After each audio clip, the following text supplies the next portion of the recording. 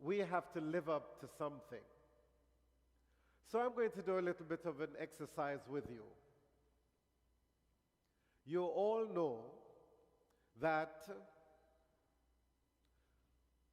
Coach Malatesta is a principal of Bishop Moore. You know that, don't you? Is he the principal? Oh my goodness, you're not responding, you're not answering me. Do you know who Coach Malatesta is? Is he the principal? But suppose I should insist that he is the principal. Would you believe me? You wouldn't, would you? Because I would be lying. And in the gospel, we heard Jesus saying, "You will know the truth, and the truth will make you free." You will know the truth, and the truth will make you free. But what we have in our world today is that we have persons who are talking about different truths. So I've heard people say things, speak your truth. And therefore, if we had all these truths, then it would mean that somewhere along the line, there would be nothing that would be wrong. So there can only be one thing that is true at a time in any situation. There are no shades of truth. It's either true or false. When you do a multiple choice thing, do they have a third choice? True, false, or maybe? It's either true or false, isn't it? And if you don't get that right, then we know that, you probably did a very bad job in your pre-ACT. So there is one truth. And it just so happens that Jesus said, "I am the truth." And in the gospel reading, we heard him say that, "I'm speaking the truth to you, but you don't believe me." Because people prefer lies rather than that which is true. But when we know the truth, it is something that frees us, because it means that no longer will we have any kind of fears or inhibitions.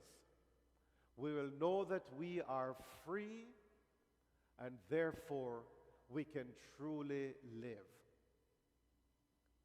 So in the first reading, we saw these three young men, Shadrach, Meshach, and Abednego. They were being told some lies because King Nebuchadnezzar had prepared this golden god that they had created and said to them, "Okay, whenever you hear the sound of the lyre and the harp and the bagpipes and all of these, then you should bow down and worship this, because this is your God." And Shadrach, Meshach, and Abednego said, "We will not."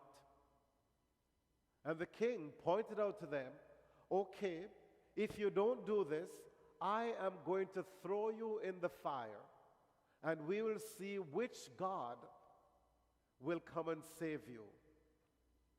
And these three young men said, "Even if our God will not save us, we will not worship the God that you have created." Even if. So these three young men had come to realize that there was one God, and they believed in that one God, and there would be no other. And they were free men. They were free. And even as they were thrown into the fire, God saved them. And it is the same thing that happens to us when we are put in certain circumstances or situations. If we proclaim the truth, we will be set free. Believe it or not. So in whatever situation we find ourselves, always know the truth and speak the truth. And the truth is what we have from God. That's the truth that will set us free. So try not then to be deceived by all the lies that others may tell you. And we hope and pray that as a Catholic school, we will tell you the truth. And I'm praying that, that during your time here at Bishop Moore, that you'll come to know what the church truly teaches, and that you will believe that. And that when you leave Bishop Moore, you will still be proclaiming that truth. And I want to end with a little story. It's something that happened. So last week, Friday, I went to the gym. Not this gym, because even though I'm old and fat, I still try to work out. And at the end, when I was leaving, someone came to me and said, "Oh, there is a young man over there who wanted to speak to you." So I went to the young man. I didn't know who he was. And he said, "Father, you probably don't remember me." And I said, "No, I don't remember you, because, and you have a beard and all of that." And he said, "I graduated from Bishop Moore in 2016. 2016, that's a long time ago." And he said, "I want to thank you for the impact that you had on my life." And I saw on his wrist a bracelet, a black leather bracelet that had a cross on it. And I just said, "I'm so happy to see that you are still representing this." And he took out his crucifix and said, "I do." That young man's name is Cole Williams.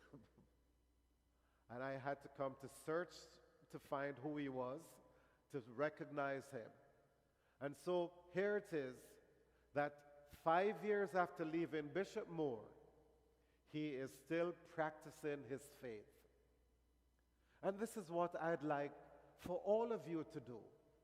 Because when you know the truth, you live in that truth every day of your life.